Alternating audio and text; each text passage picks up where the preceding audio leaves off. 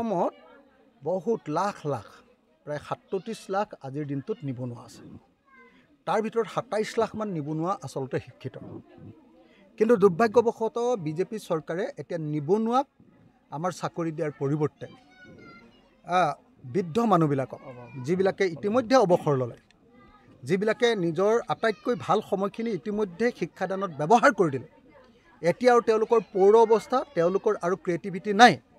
সেই মানুহবিলাকক এতিয়া নতুনকৈ চাকৰি দিবৰ কাৰণে কলেজৰ টিচাৰবিলাক অৱসৰপ্ৰাপ্ত অধ্যাপকৰ জৰিয়তে পূৰণ কৰাৰ কাৰণে সিদ্ধান্ত লৈছে। আমি এই সিদ্ধান্তক গৰিহণা দিছোঁ, এই সিদ্ধান্তক বিৰোধিতা কৰিছোঁ, এই সিদ্ধান্তক নিন্দা কৰিছোঁ, আৰু এইটো অসমৰ নিবনুৱাসকলৰ ওপৰত এটা অত্যন্ত ডাঙৰ মাৰ বুলি গণ্য কৰিছোঁ।